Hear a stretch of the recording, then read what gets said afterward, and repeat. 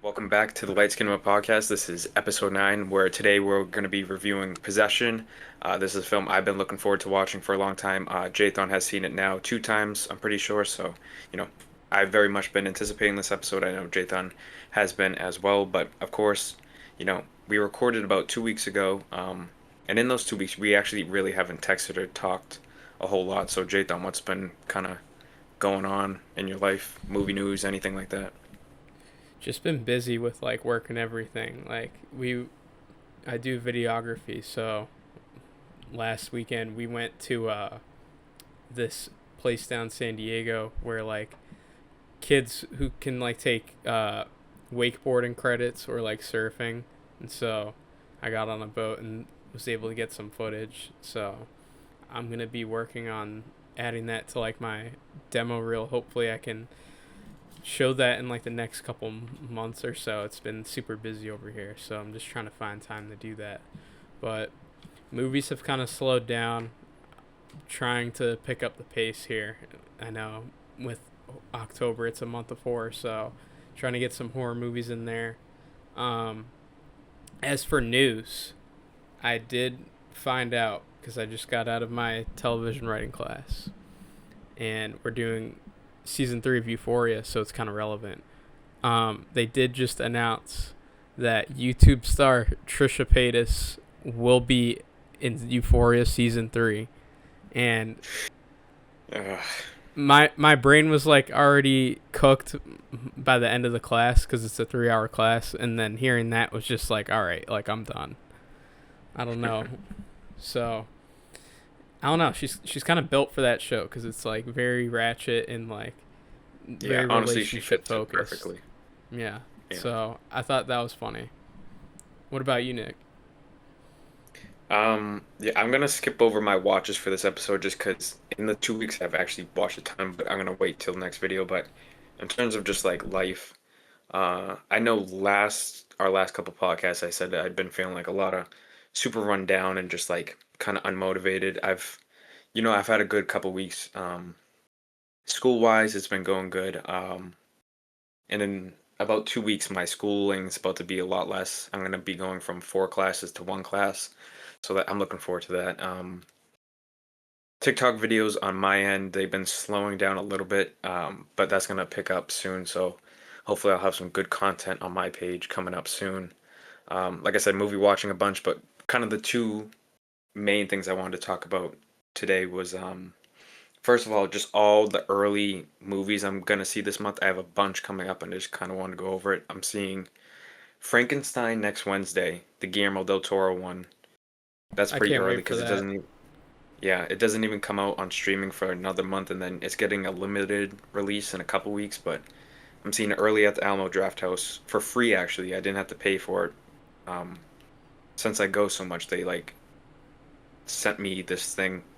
It's part of their victory screening thing, so I didn't have to pay. I just reserved a seat, which was cool. Begonia, which is Yorgos Lanthimos' new film, starring Emma Stone. I'm seeing that early, like a week early at Alamo. Looking forward to that. That has a live stream Q&A after the movie too, which those are fun to stay for. Then I'm actually going to the kind of the Boston Independent Film Festival that they have here. Last year, I didn't go to like the main festival. I went to like kind of the closing night of it, which is where I saw The Brutalist really early, that was awesome. But this year, I'm actually going to like the actual week long festival part. I'm going to see. Let me pull it up on my letterbox. Um, Is that always in October? Because I would love to check that out. I know I'm in San Diego right now. yeah, I assume it's always in October because last year I saw The Brutalist um, November 4th, which was like the ending night part of the film festival. So I think it's always like the last couple weeks of October. So I have it pulled up on my letterbox. I'm seeing It Was Just an Accident, which won the Palme d'Or this year at I think, what is that, the Venice Film Festival or the Cannes Film Festival? One of And these those. are I these are all forget. Boston films from Boston filmmakers. No, no, no, no, no. This is just like you know how like the New York Film Festival gets like all like the big name films. Okay. This is pretty much like Boston's version of it. So it's like it's not as like nice as like the big film festivals, but they still get like all the good movies. Um, Yeah. Sentimental Value, which I'm looking forward to, that has Stellan Skarsgård, who's in Good Will Hunting. He's in the Dune movie, so and then there's some other great actors in it too. The Mastermind, I'm looking forward to, which actually that is a Boston movie. I know that there's some aspect of Framingham in it and stuff like that. Blue Moon, which I'm looking forward to. Richard Linklater and Ethan Hawke. So really looking forward to that one. And then the one I'm most anticipating is Wake Up Dead Man on Halloween night. Um, um, that movie doesn't come out till like December on Netflix, so almost 2 months early. Really looking forward to that. So I'm actually starting that this weekend, Saturday and Sunday. So very much looking forward to that. Yeah, I honestly didn't know that they were doing it until a few days ago. So it definitely caught me off guard, but very happy I'm doing it. And then this is the last kind of thing, and then I'll stop yapping. We can get to the review. The Wicked for Good tickets went on sale today. I don't know if you saw that. I saw your But story. yeah, I'm gonna be away when the movie comes out. But I, one of the days when I'm on vacation, I have nothing going on, so I'm gonna be going to the theater that day. And I bought the tickets like right when the announcement dropped. And I'm going to Orlando, which obviously is a big tourist city. And the AMC I'm going to is like a very popular one down there. It's already sold out, like completely sold out in almost every showing. So I was shocked, but yeah, I'm going at 9:30 in the morning, and my showing is completely sold out. So it's crazy how much people love that movie. I'm looking forward to it. I really enjoyed the first one. I like the Wizard of Oz story, so looking forward to it. Just a lot of fun in theater movie watches coming out. I know tomorrow I'm going to see Roofman and Tron Ares, so just a lot of good stuff. And I'm this is like my favorite time of the year because a lot of movies Oh are yeah. releasing. So just it's gonna be a very busy October. Like I'll probably see almost 20 movies in theaters this month, which will probably be my record. But this is obviously what I love to do, so very much looking forward to it. I'm kind of jealous of you going to that film festival because it's like a huge networking opportunity for just any type of filmmakers. And Yeah.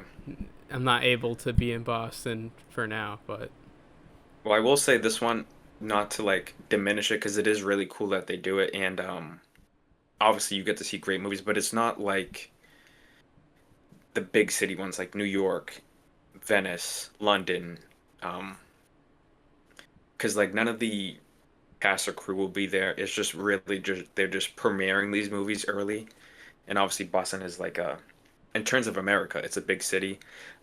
It's a historic city, so they luckily get films like this, but it won't be like I won't see anybody cool, I guess, is what I'm saying. I'm not going to see like any of the people in the films, but I'm still very happy and fortunate that I live in Boston, so I get to see these movies early. And I know a lot of these, when they do release, they're going to be very limited releases anyway. So true. I But am you looking never forward to it. know who like you would meet there.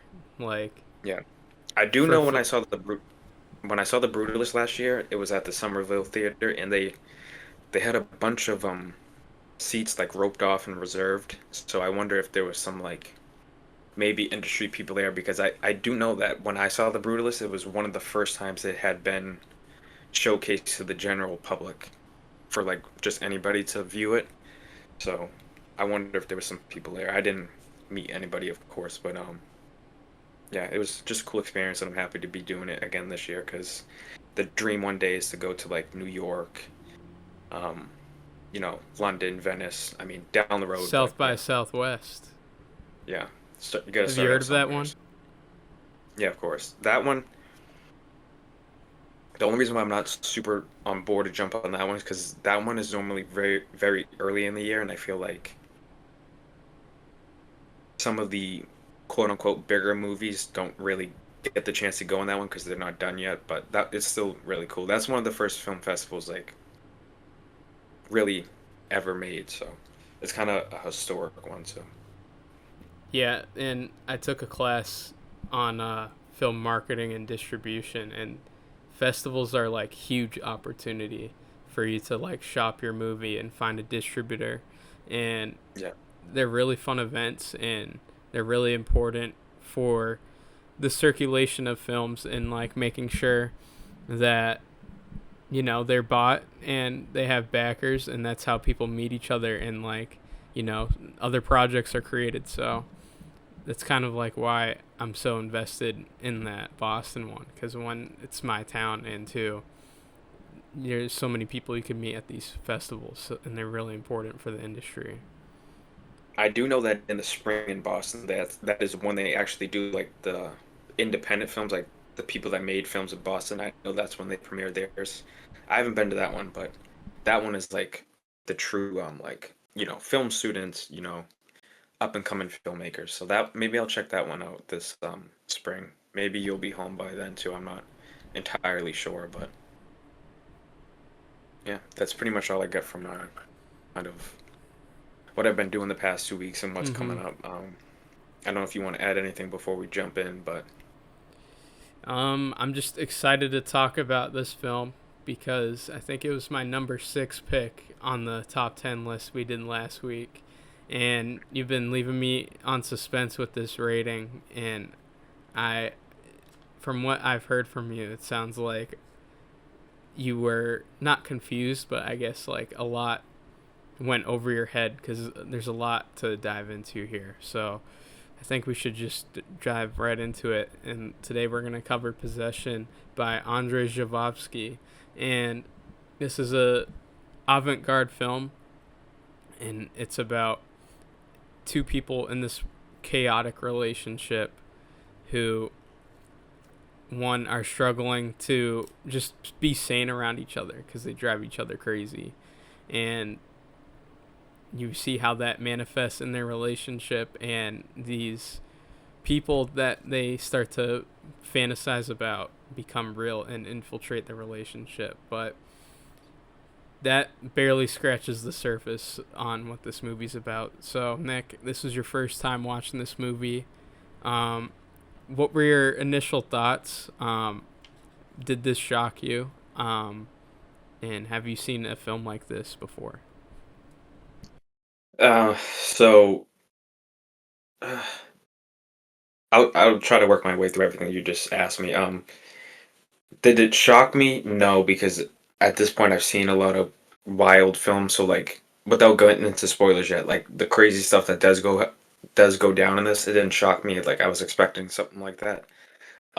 What do I think about it? I have been holding off my rating.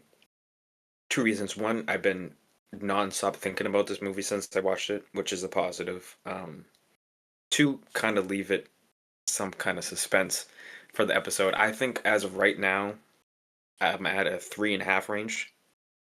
Could go to a 4, but I don't see it going lower than 3.5. I'm like, it's definitely a very good movie. Um, I didn't even know Sam Neill was in it till I turned it on, which I was shocked because obviously he most notably known for Jurassic Park and stuff like that. But he has a horror movie with John Carpenter, which is kind of in the similar vein of this, just a very heavy psychological one. But I liked it. I gotta say though, there was definitely a disconnect for me in terms of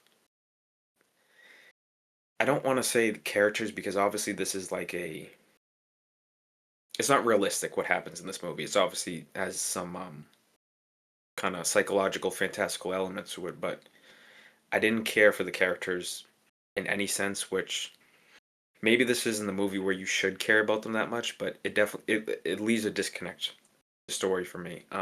I thought the performances were great. I thought what's her name? Isabel Ajani, Ajana, Ajani. I don't know how to pronounce. Probably butchered it, but she was great as she kind of plays dual roles as Anna and Helen. She was Mm-hmm. phenomenal. Sam Neill was really great. I thought he in some moments really stole the movie away. But I don't know. And what I was saying to you before, I think we jumped on the podcast episode. I feel like I just maybe not confused is the right word, like you said, but it just went over my head a little bit. I don't know if it was maybe I was tired or expecting something different, but I just feel like there was just something about this film that I don't know.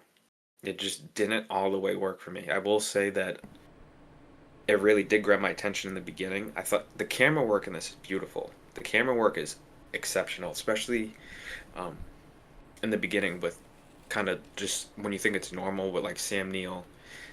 Sam Neill's character, what's his name? Mark and Anna in the beginning is just like I don't know, just the camera work was great. It's like a extra character. It feels like we're like intruding on their conversations, like in and out.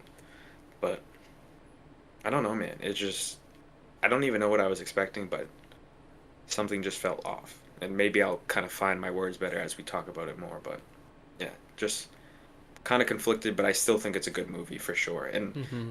I bought this on Amazon.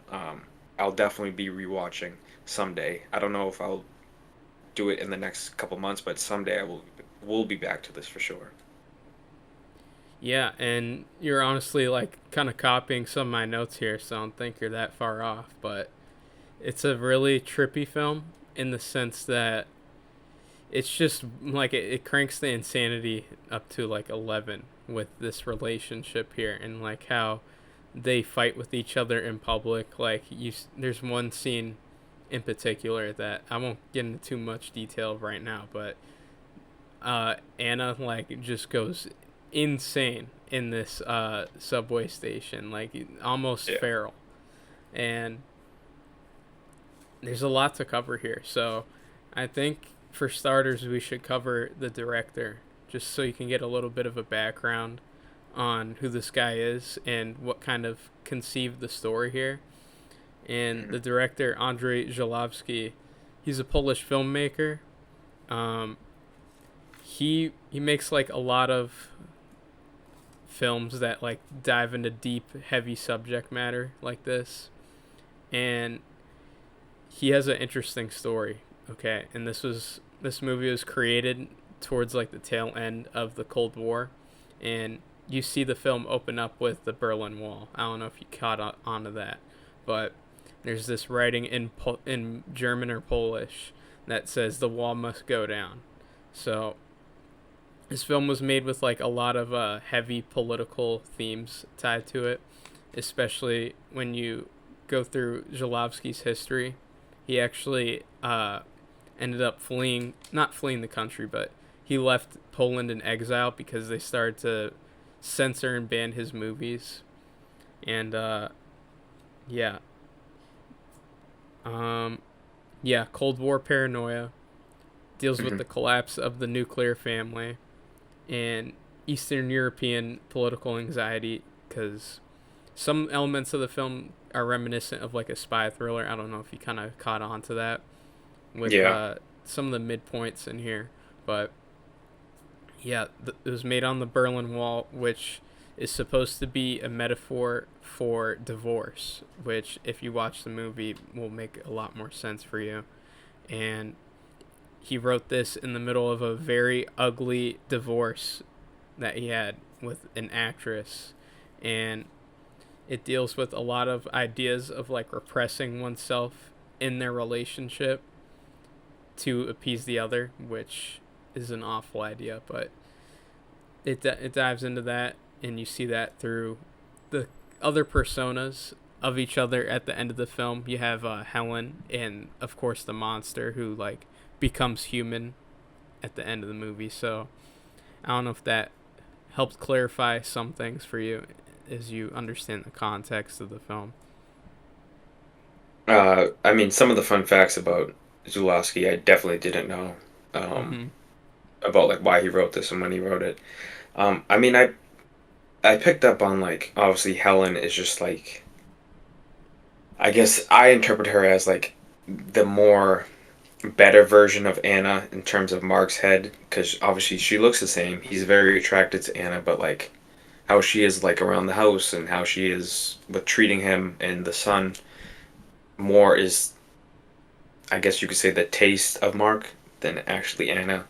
And then obviously the monster kind of represents the title of the movie, Possession, with like, how sometimes when we, love people or, admire them a lot, it can kind of be, not kind of, it can be toxic if you don't really get along with them. But for some reason, we always pull back to them no matter what. And it doesn't even have to be like in romantic relationships, even friendships. Like, I'm sure you've had friendships. I know I've had friendships that I knew I probably should have got out of way before I did, but for whatever reason, like you just keep going back to them for, I don't know. But that's what I kind of took away from it. I don't know, sometimes films just don't always hit home for you, connect, and I think that was just kind of the reason here. I definitely there's a lot of films that I watched that I know, okay, one day I'm going to come back to, and this one definitely made that list that at some point I will be coming back to because I don't think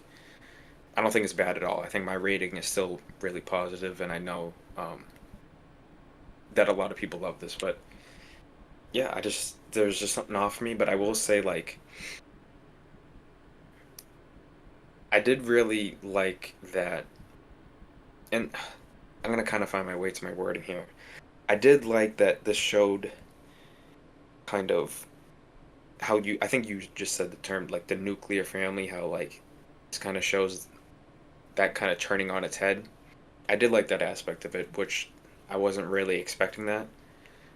So that was cool, but the way it was shot too kind of reminds me of this film called Angst that I think is let me get it completely right. It's a Austrian film, and that one's a lot more simpler. It's just a kind of a horror, um, kind of intruder film, but this film just is like very in your face, and it's like it doesn't try to disguise anything from you, and not really metaphorically, because there's some layers to be unpacked with this, but like it's just in your face. And you talked about the subway scene. I mean, there's not a lot of whole scenes I've seen crazier than that are just like that give you everything. Um, Even some of the at home kitchen scenes with Anna when she has that like meat grinding tool and that like electric knife where she like cuts her own neck and just does a lot of crazy stuff. It's just, this film is no punches are held back in this one at all. But yeah, like I said, this movie has not really left my mind in the past few days, and obviously Jathan has seen it more than me. So I didn't have a lot of questions prepped, honestly, and I told him I'd probably have to lean on him for this. But is there any other points you want to bring up or stuff you wanted to ask me?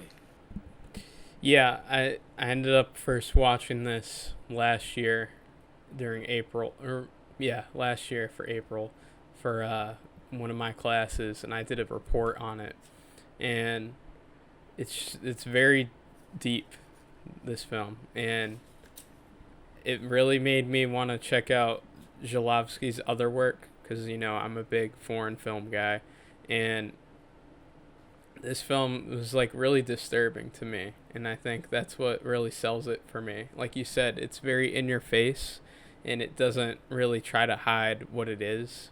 So you really Hmm. have to kind of buckle in for this one because it's not going to pull any punches, like you said, and it tackles some heavy subject matter. I'm sure there's a lot of people who grew up or was around environments where people in the household just like didn't get along, or it turned out violently, and people do things that they shouldn't do to each other, like be abusive verbally or physically to each other.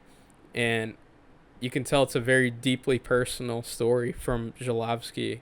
Just every scene in argument, like you feel like you're walking in on someone's life.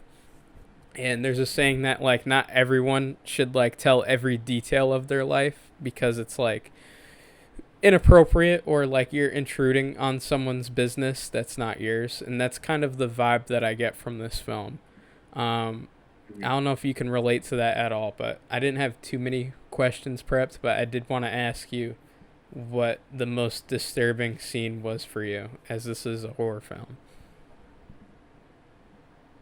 Um, I mean, I feel like the obvious ones are like the subway or kind of when like the doppelganger monster like is having sex with Anna, but I mean those are like more sci-fi horror, grotesque type of things, which obviously make you uncomfortable, but not really what makes me too disturbed. That it was more disturbing when she just like Anna was losing her mind like in the house when she was like cutting herself with like the kitchen tools or honestly I think the worst scene was when Mark was like beating Anna, just obviously hitting her and all that type of stuff. That's never easy to watch. Even obviously this is a movie, it was fake, but that's not fun to watch.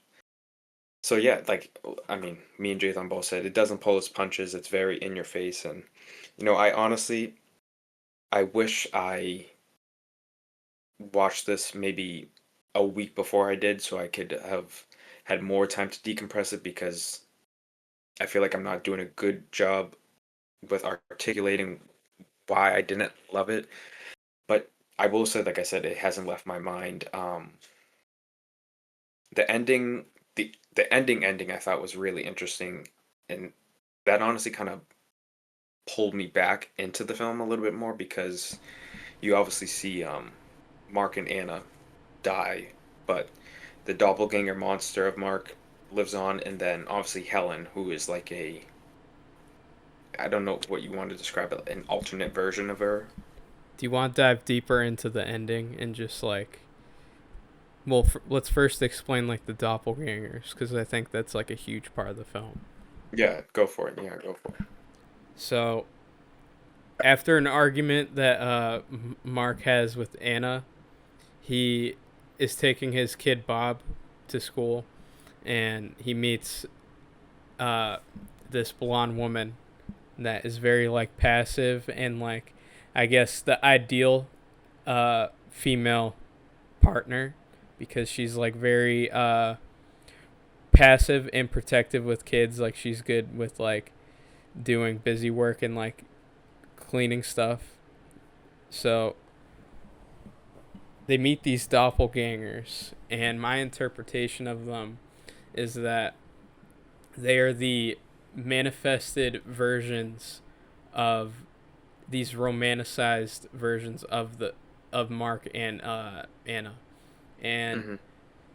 Helen is supposed to be this orderly, like just like has her shit together, very stereotypical female character, and I think that plays into their dynamic more because if you pay attention to Anna as a character, she's very wild. Like in my review, I said manic son or bipolar daughter, and like that says a lot about this film because Anna is like very wild and brash, and as someone who's a mother, it's clear that like they establish it early on that like Bob isn't really he's neglected on a emotional level and just like taking care of him and making sure he's fed and whatever. Hmm. So Mark is kind of like the 9 to 5 guy, even though he does like more shady stuff, but he is looking for someone. Well, he's looking for this version of Anna who Yeah. can fill this role. And Anna, I guess, is like the monster that possesses Mark and ends up killing him later. I guess is a manifestation of my interpretation is it's a manifestation of their relationship because he kind of like starts as this like goop like liquid like squid like almost like monster. It's very like Cronenbergian the way he Yep. looks in the film, but my interpretation was that like that's how uh, Anna kind of sees Mark, just like this monstrous like all-consuming like nothing can satisfy him like hunger, and she ends up sleeping with him and to the monster, and that to me is a metaphor for her feeding into this toxic relationship and kind of perpetuating this cycle because she's looking for connection and Mark isn't able to satisfy that, and it's just kind of the manifestation. And there's a scene later on, Nick, towards the end of the film. I don't know if you caught on of her in this like ballerina room where she's like instructing these girls, and she takes one girl aside and she like it's very hard to watch, but like she Yeah. is forcing her into this position, and then afterwards she says to the camera about her relationship with Mark, and she says something along the lines of like, "You are I for me." So I don't know if you caught on to that scene or if you had any questions about that. I don't think I made the connection between like her and Mark's relationship to like kind of that ballerina, her like teaching them. But what you just said was perfect. I'm glad you explained it that way because that it clarified some things in some way for me. But I think you just delivered that perfectly. Mm-hmm. The ending to me, like the ending to me though, when the monster slash Mark is like banging on the front door and then it's Helen inside. I just really love that because to me it's just like okay, these well Helen is like the quote unquote like you said kind of perfect Idealized. idealized version of Anna, but it seems like and obviously it just cuts to like the credits and whatever, but I interpret it as like this cycle is just going to start again with the doppelganger Mark. He's going to kind of possess Helen, control her, want her to do these certain things. Helen's not going to like it, and the cycle's going to start again. And I feel like this is also showcased through the child. What the kid's name? Bob. Yeah. Yeah, the kid is like, "Don't open the door, don't open the door," and then he obviously. I mean, it caught it caught me off guard because I didn't expect it. It's not funny, but it caught me off guard. He jumps in the bathtub and drowns himself, which it's messed up. But I took that as like he knows this cycle with his parents is going to happen again, but he doesn't want to deal with it, so he takes his own life. So I thought the ending was like brilliant. I thought that was such a clever way from Zulawski to cap off this film, honestly. Mm-hmm.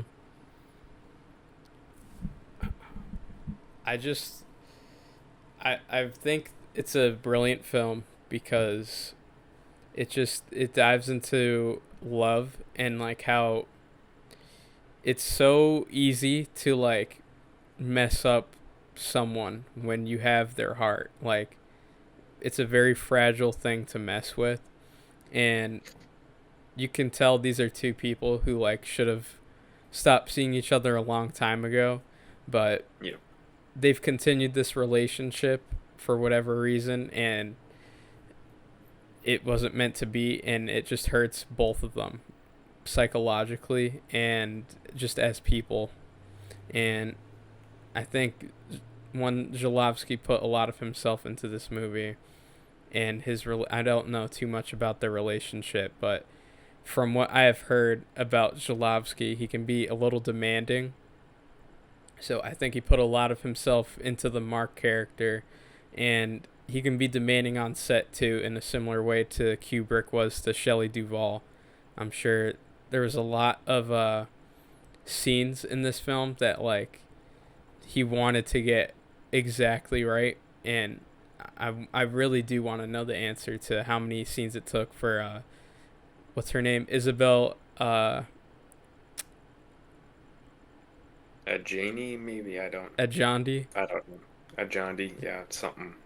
Sorry for mispronounce, but I really do wonder how many scenes it took to get Isabel to do that scene because it is absolutely insane, and she kills it for me in this film. I think it's one of the best performances I've seen from a female actress. I know a lot of people in the letterbox review section were just like talking about how they need to turn the TV down because she's screaming the entire movie, but she lets it rip, man. Um, Hmm.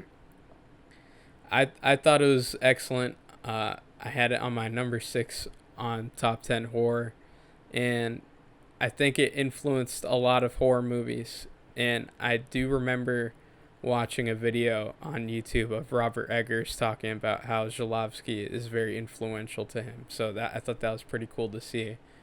Um, there are a couple films from Jalowski that I don't know too much about, but I am interested in seeing them. Two of them off the top of my head are On the Silver Globe and The Devil, which I know are very critically acclaimed movies. And he definitely just has an eye for not the supernatural, but he is able to frame his cinematography in a way that is like almost otherworldly in It was in this beautiful. film. Yeah, it did a lot of heavy lifting for me. And like you said earlier, Nick, I don't think you're supposed to know the answers to these characters in their lives and kind of understand their motives and whatnot. And it's more of like an atmospheric film, but I liked it. Um, Not everything's gonna click for you on first watch. Like Mhm. there's certain movies for me that I feel the same way toward. Um, so that's about it for me about this film. I pretty much covered all my notes here. Yeah, I mean, definitely just talking to you has made me appreciate it more and just open my eyes more. So, yeah, thank you for everybody. Thank Jathan for the heavy lifting of that because I definitely was, I liked it, but like I said, I felt like a disconnect from it. But um, one scene I just want to talk about that I really liked. This has nothing to do with like nothing we've already not said already, but when they're at like the diner or the restaurant when they decide like, okay, we're gonna get a divorce, like who's getting the apartment? Oh, you're gonna keep Bob full time. Like I'm not gonna be. I think Sam Neill's character says it verbatim. He's like, I'm not gonna be like a Sunday dad or whatever he said. But the way that's shot is brilliant, and what was really impressive to me is that the camera moves from like actor to actor, but they have big mirrors behind them. So whatever movie magic they used to disguise the cameras and the crew behind was awesome. I don't know how they did that, but I was just in that moment. Like obviously, I was watching the movie and listening to what the characters were saying, but I was also like taking a step back and looking at um, the movie making side of it, and I was just like, that's crazy. And then obviously when Mark starts freaking out at Anna and like they're running through the restaurant and he's throwing the chairs and everything. That scene is really good. And when all the chef come out of the kitchen and Mm-hmm. tackle Mark, I was cracking out because it's like you just get like five chefs and they all just tackle him. But that scene, well, sequence was amazing. That made me like lock into the movie. That I wouldn't say it was like the selling point, but at the start of a movie when you're kind of unsure, and then it's like, okay, that like that made me super immersed because it's like, holy shit, like this Yeah, this it is so was. out of control that it's like it's literally like a walking tornado. But yeah, the cinematography is great. I love the close up shots in this, and it's like it's so claustrophobic, and I guess that is kind of metaphorical to the relationship and how it's not like you can't really escape it or like it's got a grip on you. So love it. There's definitely some screenshots that I'll have floating around for people to immerse themselves and see the photography here. But if you have anything else you want to ask me about this film, go for it. Otherwise, Um, I think I'm good. Yeah, I mean, like I said, you cleared some stuff up for me, and I think you described the relationship and the metaphors that this film is presenting perfectly. Yeah, I'm good on possession. If you want to move on to the final part of the episode today. yeah, let's do it. All right, so obviously, if you watch our videos, we always like to end off on some type of game, ranking list, something fun. So I thought today, obviously, Possession is a horror film. We're in the month of October. Um, our last episode was our top 10 each list of horror films. So I thought today on the Tier Maker website, which I'm sure if you never used it or played it, I'm sure you've seen people use it. We're just going to be going through, I don't know, maybe we'll do like 15 or 20 horror franchises and just ranking them according to this preset ranking they have. So we'll kind of collab on this, Shaitan, and we'll both decide where each one goes. But if you're ready to start, I'm ready to start. So. Do you mind zooming in a little bit and like, can you put it in full Yeah, I screen? can. Yeah. If you Uh, hit the three dots, there you go. It should be a full where? screen too. Under the zoom tab. Yep. I'm on, guys. So did that help or no? It I think it just exited out of full screen.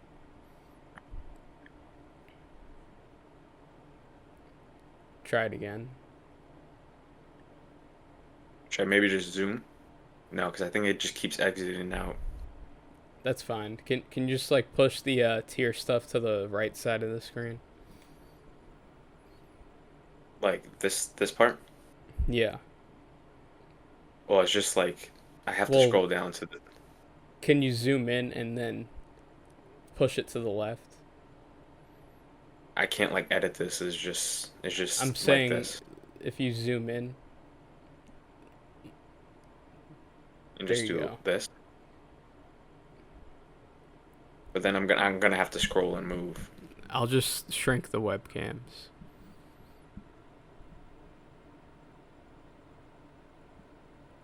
because it was covering the letters and stuff. Oh, okay. Also, when that mic thing happened, my audio stopped, and I didn't catch up on it to like do my own audio recording till like we started getting into possession. Will you be able to use your audio from the recording or no? We should be able to, yeah. Okay. The whole possession, I got it up and going again, but it I didn't record it when I was going over like my stuff. Yeah, that's fine. Okay. I'll just cut to here. Yeah. All right. Should I keep it zoomed in like this, or can I zoom back out, you think? Give. Can you zoom out so I can see what it looks like? Yeah. If this is fully zoomed out, normal. That's perfect. Okay. All right. I'll count us down to restart it. Okay. Three, two, one.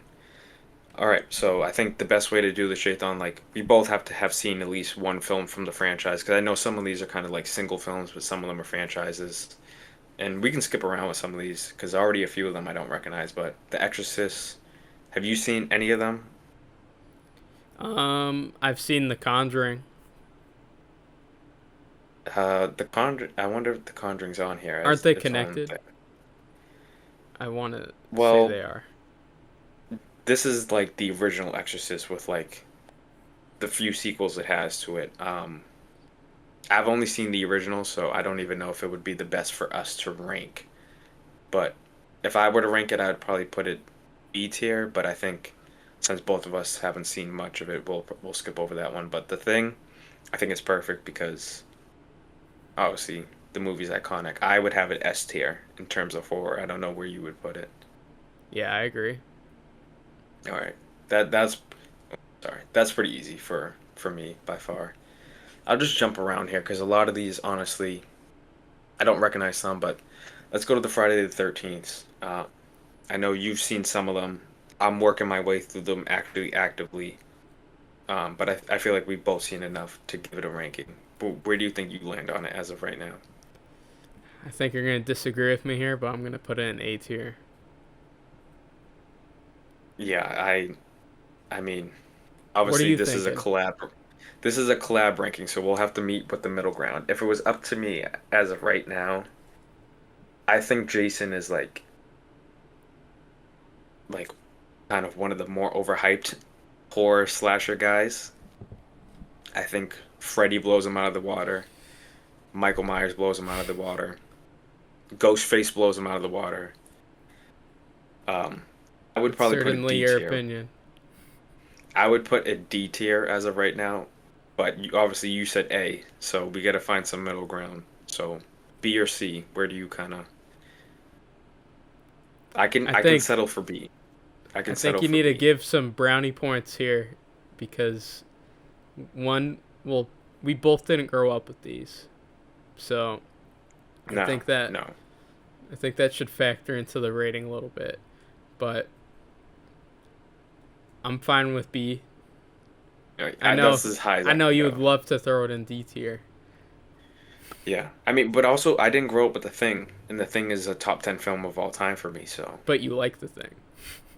I love The Thing. I think it's one Yeah. of the best made movies of all time. Okay, but moving on a little bit.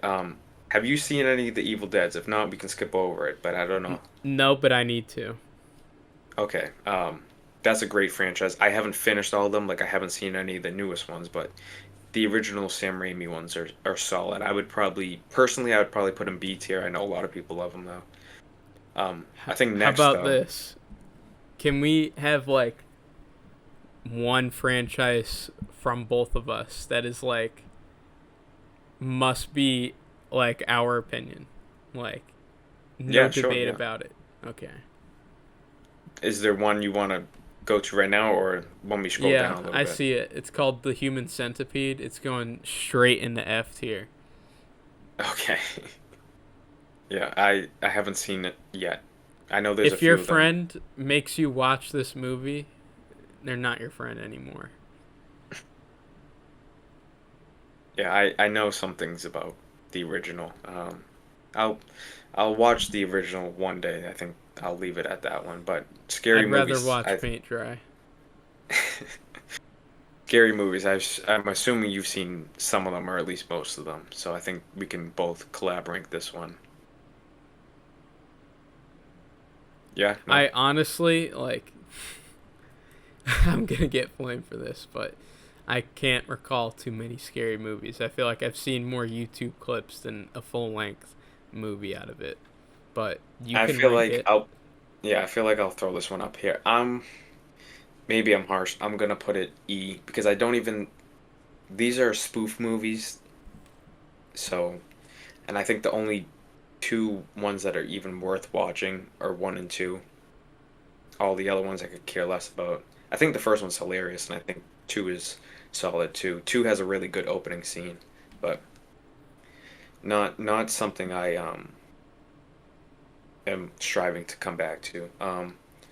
But next, see right down here. I think this is going to be a very hot topic of debate for us. But A Nightmare on Elm Street, A tier. the franchise. For me, it would be C tier, if I'm being honest. Um, What are you saving for these top three tiers? no, it's not even that I'm saving. I'm just going off. I'm not saving anything. I'm just going off how I feel about it. There's a lot of these films that I just didn't care for at all. I think the original is great. I think it's really good. I think A New Nightmare is a really good kind of renovation to the franchise. I think the remake they made in like 2009 isn't as bad as people say it is, but it's certainly nowhere near the original. And everything in between, I gotta be honest, I didn't love. And these I'm fresh off these, but if you say A, I say C. I think we put this at top of B if we can agree on that. If you want to Sure, A, but if you want to fight for A, I can give it A. I just would have it over Friday the 13th. I think it's a better franchise, We undebatably. can go A. I can appreciate people loving the Nightmare franchise. It just for me, I gotta be honest, I'm not obsessed with it. I think the first Um, one does heavy lifting. And if we're talking Extremely. franchises, I think, in my own evaluation, the first film is going to be a big factor in where I And to be have it. fair too, yeah, and to be fair too, franchises that string on with the same character for like seven, eight, nine, 10 plus films, normally there's a lot of bad ones. So you can't give it too much fault, but also I gotta be honest. Alien, I think, is fair for us to rank because you've seen at least two or three of them, right? I'm familiar. For me, Alien would be A tier. I don't know where you land on it, but for me, it would be A. I would put it in A. Okay. And Would I think do you it's think you? different from the other two that we have up here, the slashers, but I would put it Yeah. above A Nightmare on Elm Street because I just like what Okay. Ridley Scott does here with the practical effects and set design. I think the atmosphere does heavy lifting. Yeah. The first one I love. I think upon rewatch, hopefully coming up soon, is going to go to 5 stars. I love Romulus. I think Aliens, the James Cameron one, it is a lot of fun. It is good. I think it's a touch overhyped though, if I'm being perfectly honest. Um, I think Prometheus is really interesting. I didn't love Covenant, but like Jathan just said, the first one does a lot of heavy lifting for the franchises. I think the first one is one of the best movies ever. And some of the sequels I really enjoy. So it would be, in terms of horror, it would definitely be A tier for me as well. Um, let's see what else we got on here. Some of these franchises I've seen one or two of them, but Blade, have you seen the Blades or no? It's been forever, but I do see one that I think we should talk about, and that's Final Destination. Okay, perfect. I was hoping, yeah. For- I'll let you go first because I have a strong opinion about this franchise. Um, I don't think it's insanely impressive to me, but I think they're fun movies, and you can't really go wrong with throwing them on. And they get creative, so I'm gonna go with C tier. Okay, I can, I'll agree to C tier. That's I'm probably C minus. That's I what I do was have a lot of thinking. them. I do have a lot of them ranked pretty low on Letterbox. I will say each one comes up with new creative stuff, which I think is really impressive, honestly, because I think now they're 6 films deep. The new one that came out this year, I think, is my favorite, honestly. Um, but I don't know, man. It's just I don't know. There's no connective tissue to any of them, really. I mean, there is in some aspects, but I don't know. I feel like that's a franchise that like even when you're a kid, you know about it. You've heard about it. At least for us, because obviously we grew up in the early 2000s, obviously. But I watched them for the first time this past year. Didn't love any of them. I won't say like the whole franchise is garbage, but not something I'm itching to come back to. But yeah, I feel like that's a good middle of the packed horror franchise. Next, I see it. I don't know how many you've seen of it, but I know you've definitely seen a decent amount. But Halloween, I'm very interested to see what you think about this because I love them. I love a lot of them. Halloween, the first movie, would be S or A tier for me, but as a franchise, including the revival that came out in the mid to late 2010s, I think it drags it down from an A to a B. Yeah, I would say I'm probably strong A, but I wouldn't mind putting it at top of B. We can put it in A because I feel like you've been catering to my opinion a little bit, but For me, it's I just know A you feel because strongly. I'll put it at bottom A. There are some stinkers in here for sure. And I've gone through the entire franchise and I've rewatched most of them as well. So I've seen most of them at least 2 times. The first one by John Carpenter is perfect in every sense of the word. I think Halloween H2O is good. I think the 2018 one is good. I think Rom Zombie's first one's good. I think Halloween 2 is good. Halloween 4 is solid, but some of them suck. I think some of them are like kind of some of the worst slasher movies ever. Um, but it's so damn iconic. Um, why am I blanking? Michael Myers is my favorite kind of horror icon, I would say. I think he's just one of the most despicable, evil characters ever, and I love his design. I love his music. Um, yeah, but I don't mind putting it at the bottom of A. So yeah, let's see what else some other stuff we got here. What about Child's The Ring. Play? I I would rank it just because I'm actually gonna work my way through them coming up, but I have seen the first one. Why? Where is it? Why can't I? Help me On the find right it. side. Right here. Okay, yeah. I'll let you kind of do the heavy lifting of this one, just because I've only seen the first. But where would you put Child's Play, Chucky in this ranking? Um, I feel like Child's Play and the Chucky movies are more different because as it goes on, it gets like more silly because you can only do so many serious movies about a murderer taking over a toy doll. But Yeah. I would say the first film would be like B to C tier, and as a franchise, I would put it in C to D, and I think I'm gonna go like D plus. Okay. Yeah. I mean, I'm definitely excited to go through them this October just to, finally watch them. But my expectations aren't too high, if I'm being honest. And a lot of these on here are franchises, like I said, but I know some of them we can maybe just take as face value. Have you seen like maybe Carrie or Creature from the Black Lagoon or no? I've heard of Creature from the Black Lagoon, but no, I have not seen it. Why is Sharknado on here? I just saw that. Yeah.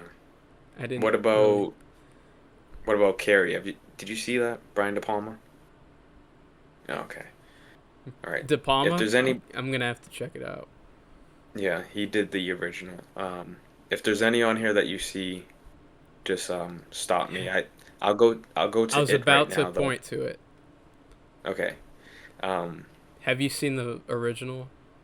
mhm. Okay, Tim so Curry. go for it. Yeah, I mean, as of right now, I would probably land top of B tier. I'm just gonna move it up uh, right now, just to get it into place. Right now, I'd go top of B, but I'm willing to move it if you have lower, higher opinions on it as well. But yeah, 2017, that was the first horror film I ever saw in theaters, like true R-rated horror. Scared the shit out of me. I really liked that movie. Um, Chapter two is pretty good. It's really long, but it's good. The Tim Curry one I think is solid. I do want to rewatch that one, but yeah, I love the It franchise. I kind of agree with you here. I'd probably have it lower B, but we can keep it there. Okay. Um, yeah, and then there's a few. I think this is easy to go to. Next is Scream. Um, I'm just gonna put it at the top so I can move up. But what is your opinion on Screams? Because I feel like have you seen a good amount of them or no? I've seen the first one. That's about it. Do you remember much from it? Because I definitely want to include this one on the list, just because it's so iconic. Not too much for me to be like super confident about my pick, but I don't. I remember thinking it was all right. I'd probably put it between C and D. Oh, okay. But again, Yeah, it's been a while. I would say it's tough because there's I mean some of these films are just really fun, really great, but there's also an attachment of the kind of newer ones because Jenna Ortega's in the newest ones and Ethan knows I'm a big fan of her, but I would I would probably put it top of B. If you're leaning more C or D, I don't mind putting it top of C. I can settle for that. Top of C is fine. Okay, I can settle for that because there are a few in the franchise that I don't love, and I don't really want to go back to that often, if I'm being honest. But um, I'm just gonna include. Have you seen Psycho, the original Yes. Hitchcock? Okay, I'm just gonna. I know it's a franchise. I'm just gonna go off the first one because we both have seen the first one. Where would you put Psycho? It's kind of the same Top thing of with the A. thing. Okay, I can rock with that. I'd Is it? put it above Alien. Yeah, I just like the thing has a remake and the John Carpenter thing is technically a remake, but I'm just counting those as single films. But yeah, Psycho, Alfred Hitchcock, Jathan, I know you're a big fan of him. I'm a big fan of him. It's one of the best movies ever. I love the way it's shot. The suspense is great in it. One of the best ending kind of close up shots in a movie. Is there anything you want to say about Psycho before we add a couple more onto this list? Just excellent screenplay. If you're studying film, this is mandatory watch.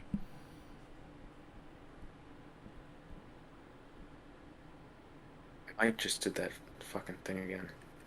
That's fine. Uh, okay, I'm good. I don't know why it's doing that. All right, sorry. Get back There, into the thing. You can hear me, right? yeah, Okay, sorry. there is one film I see here that we haven't talked about that I'd like to, and that is Okay. Saw. Yes. Point me where it is. Above Urban Legend and left of Sharknado. Okay, saw it right here. Yeah. I'll let you lead off with this one because I've only seen the first three. But Okay. yeah. I haven't seen all of them, but I have a general idea. Um, I would put it bottom of B. I think it is so creative with like the first of all the first film is genius. If you don't know the story of it, um, I forget the name of the director, but they wrote the film while they were on set of another film, and that was their first feature, I believe. And I think Jigsaw is a very iconic horror villain. I love the sequences they get into. It like really is freaky. Like imagine being in one of those like skull crushing like mechanisms. But I don't think that the protagonist or like messaging does too much for me. I know he's like kind of a vigilante in the sense that like the people in the games are people who have done something wrong in the past, but I think it's entertaining and that does a lot of heavy lifting for me. I put it at the bottom of B. Um, so I actually saw the first three maybe 2 years ago now. I saw all three of them in one day. I thought they were interesting. I thought they're definitely entertaining as hell. And, there's new creative stuff in each one, kind of like the Final Destinations. They always come up with new, cool, innovative ways. But for me personally, there's no way I could put it above Scream. I could put it above Final Destination, but there's no way I could put it above Scream. I'm fine with that. Okay, so yeah, if you're willing to compromise like C tier, there's just, I mean, maybe if I finish watching the Saws one day and kind of get form my full opinion on the franchise, but yeah, as of right now, there's kind of no way I could put it above Scream, if I'm being honest. Um, let's see what else we got here. Try to get a few more onto this list. Have you seen the Zombie Lands? I think that'd be fun. Jesse Very Eisenberg. vague, very vaguely. I mean, we don't have to include if you don't want to, because there's a bunch of other stuff on here as well. We But could rapid fire some of these too if you want. okay, yeah. Do you want to put the Jurassic Parks up there, or is that not enough horror for you? Let's do it. Okay. Where do you land with Jurassic Parks? Are we including World? If you want to, we can. If you don't want to, we don't have to. Whatever you want to do with this one. Uh, let's do it. I'd put it in C tier. Wow, was not expecting that. I would say for me, B tier was kind of my floor for the franchise, I even if we're think, including World. like I said earlier, the first film does a lot of carrying, but I just really do not care for the other ones, and I don't really have any urge to visit the sequels. And Not when even two or three. no, Wow. Okay. Doesn't. I mean, I can settle on C. I'm not gonna fight that. Where do you think C wise? Top, bottom, middle? um, I'd put it above Saw. I'll take Not your above word for Scream. Scream. I would probably put it above Scream. That's fine. Yeah. I just I think that first film is like it's one of the examples of like we should have stopped there, but obviously commercially I'm dead wrong. So hmm Yeah, and then I mean, there's a lot of stuff on here I want to keep adding, but Ghostbusters. Have you seen some of those or no? of course, Okay. Okay. I don't Where? consider them horror movies, but Yeah. Just it has that kind of ghost element. Where do you think you would rank Ghostbusters? Because I've actually ran through the franchise. a couple years ago, and I had a good time with it. But where would it sit as today? C tier. Okay, yeah, I'm not even gonna fight that. Where do you think see it? For me, I'm thinking probably under. I'll put it above Saw. Okay, I was hoping you were gonna say that because I really like the first one. I think the second one's a lot of fun. Um, the the one where Paul Rudd and Finn Wolfhard come in, I think is decent, but besides that, I think the franchise is not that good. And the one that came out a couple years ago or 1 year ago was rough. The Conjuring is here if you want to go Conjuring next. The actual Conjuring franchise is here. The Conjuring, I would put at bottom of B. Okay. I haven't seen too many of the Conjuring films. I know the newest one just came out, but I think the first one is really terrifying. And yeah, I think I would be more inclined to watch it over a Jurassic Park, over a Saw, over a Final Destination. If we were at if I was at your house and we're like, okay, Halloween, let's watch a horror movie. But Yeah, I can do bottom B. I would definitely lean more towards C. I think the first one's really scary, interesting film. I think the newest one that just came out kind of was a good cap on Ed and Lorraine's story. Um, two and three I didn't like, but I will say, I always said to myself I was never gonna watch those films, and look at me now. I've seen them all. I think they are very effective in what they do. But I think next I did see it. Where the hell is it? Let's go The Shining, and I'm just gonna go off of the Stanley Kubrick one. I'm not gonna include the miniseries, or I'm not gonna include Doctor Sleep. Just going off Stanley Kubrick's The Shining. Where would we put this? I think we probably both I think in the same thing. well, if you've seen the last episode, I think you know where we're putting this, and we're Yeah, slamming that on top of S tier at the very peak. yeah. I mean, what I think at some point we'll probably do The Shining its own episode. It's perfection to me. Still my favorite Kubrick movie. Um, I see one down here that I'm a big fan of. You watched recently, The Invisible Man. What are we thinking for The Invisible Man? It's hard to rank compared to these other ones because tonally it's a lot different, but I think it's really enjoyable. I think it's really silly. I would put it in B tier, probably towards the middle. I'm fine with that. Personally, it would definitely be like I'll put it there. Personally, it would definitely be A for me. I would probably even put it above Psycho, but B's fine. I mean, it's a really old film, um, just based off the original, but I think it's awesome. I just think it's so perfect. How Do about you want to go? Dracula? Because I Okay, think that's your bread and butter right there. yeah. Well, this is where we're gonna have to put some parameters on it. This logo is the original Dracula logo. I don't know if you've seen that one, but I think in terms of this ranking, let's How kind of about just the whole encompass. franchise? Yeah, let's just. I'm not even gonna say franchise. Just every. Do you want to include just every iteration of Dracula? Because franchise-wise, there's so many different Dracula franchises, which is that's where it Yeah. gets tough.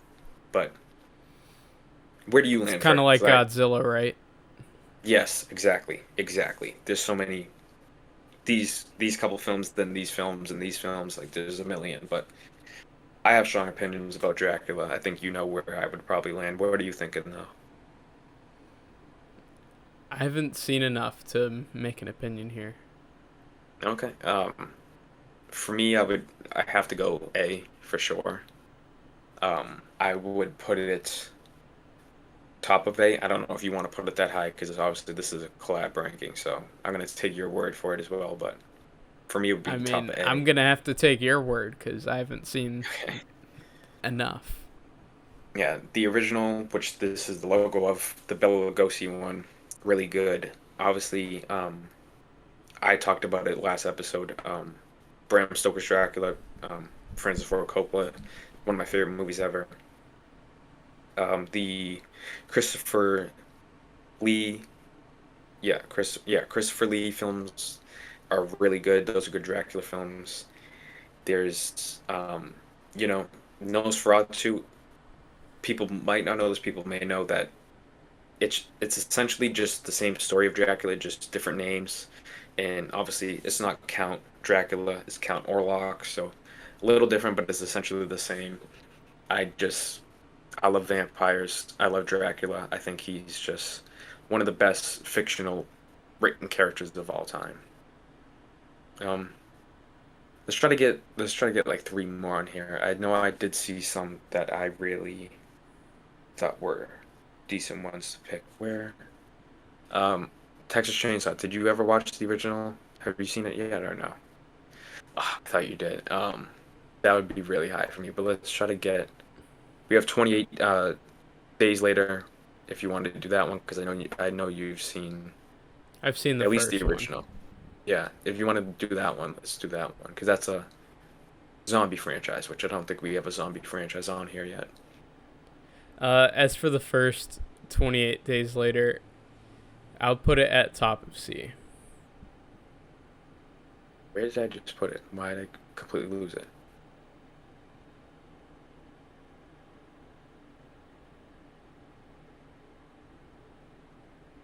How did I just lose that?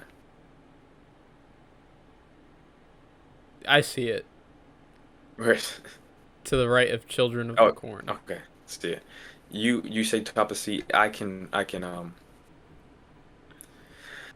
can agree with that for this list. I would probably put it below Scream, but above Ghostbusters. But top of C works for me. I think the first one, in terms of performance, I think it's really good. Um, I don't think it holds up that well nowadays.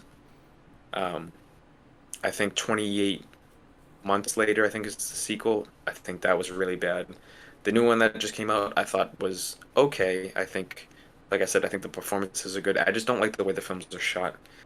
Also, if you know me, I'm not a big zombie movie guy. The only ones that I really like are Night of the Living Dead and Zombieland. But 28 Days Later, that franchise is very iconic, and it kind of revived the zombie franchise in a lot of ways, honestly. But let's try to get two more on here if we can. Is there anything you're seeing, Jathan, that you would like to add? I know we got Quiet Place down here. I don't know if you've seen any of those. I've seen the first one. There's a lot on here that I feel like are more like other franchises. Like I see Silent Hill and Resident Evil. That's more of a video game franchise to me. But Mhm. I also see There is Gremlins.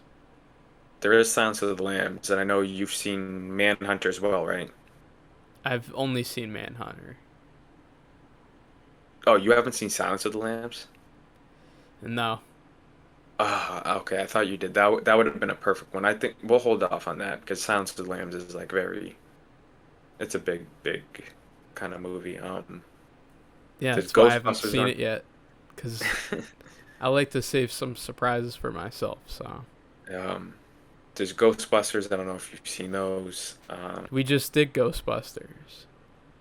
Sorry, Goosebumps. Sorry, Goosebumps. I don't know if you saw those. The Jack Black movie. I read the Um, books. from Dusk Till Dawn. I don't know. Have you? Frankenstein.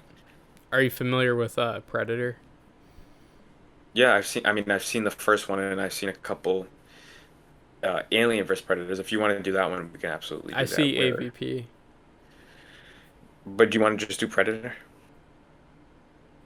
Since we did Alien, just get the separate franchises. Sure. Okay, yeah. Let's.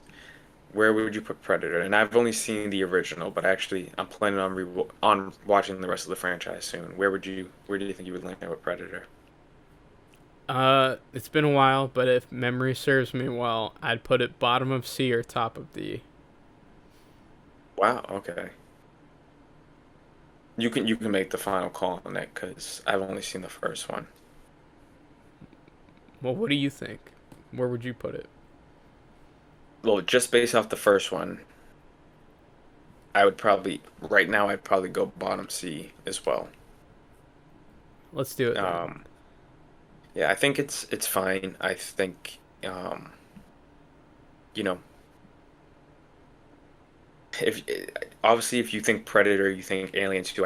I think Alien, the Xenomorphs, kind of the whole world of Alien is better than the Predator, but I get why people love the Predator because obviously Arnold started that franchise. Obviously, he was on top of the world at that time as well when that movie first came out, but it's just personally not one that I'm obsessed about.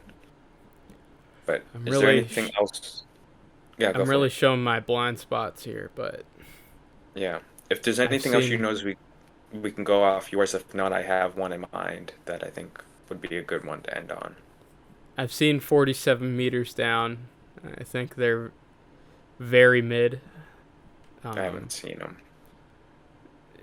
do you know like what it's about? Yeah, but I feel like if we're gonna rank that one, we might as well rank Jaws as well because I haven't seen Jaws. yeah. Um, if there's not anything else, I feel like this is an easy one to do, which kind of just like is an iconic character, but Go for it. I don't want to make that call. All right. I was just thinking Frankenstein because obviously the new film is coming out soon. There's so many renditions of this character, whether it's like Frankenweenie, the original Frankenstein in TV shows and all stuff like that. As for me, I would probably put Frankenstein probably bottom A tier. I don't know if that's a little high for you. What do you think about I don't Frankenstein think out I've of seen a what you single Frankenstein movie. no movie or like any rent like not even a kid's Frankenstein movie? Like the only time I've seen Frankenstein is like from like when it's referenced in like a TV show or something. But like, Oh God. no, I know I do a film I think podcast and I haven't like seen half of these, but I think we need to get some horror icons in your bag. But yeah, for me, Frankenstein is awesome. Um, there's so many. Obviously, it's kind of like Dracula. There's millions upon millions of different interpretations of the character, but out of the ones I've seen, I really enjoy it.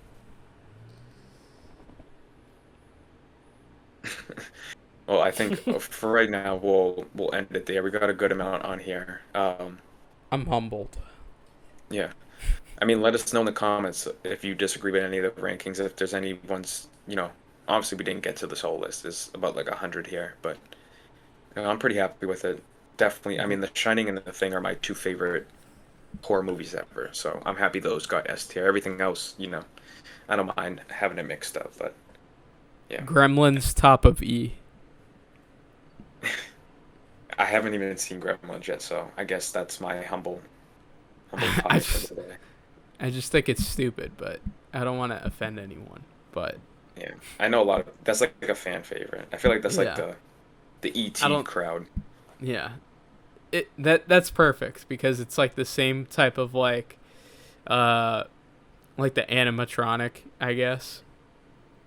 Where Yeah, yeah, yeah. I think there are. I mean, Jathan's not the only one. There's a good decent amount of stuff on here I haven't seen yet and that I haven't finished. But yeah, maybe. I mean, we might not come back to horror, but maybe we can do another tier ranking list, collaborative list like this again in the coming episodes. But yeah, I think that's all we got on episode 9. Jathan, is there anything you want to add on before we sign off? I'm gonna do my homework. Yeah. What about you? Anything? No, I think that's all I got for the episode. If you're still watching, like I said, if you're looking at this list, let us know what you agree with, what you don't agree with, what would you add, what would you take off the list. But yeah, thank you for watching. As we said, Jathan always says if there's anything you want us to watch, review, talk about, obviously leave it in the comments below. We Comment your appreciate any favorite engagement. horror movie. Mhm. We appreciate any engagement, whether it's the videos, TikTok, anything. Leaving a like is nice. We appreciate it all. But yeah, that's all I got for episode 9. See you guys.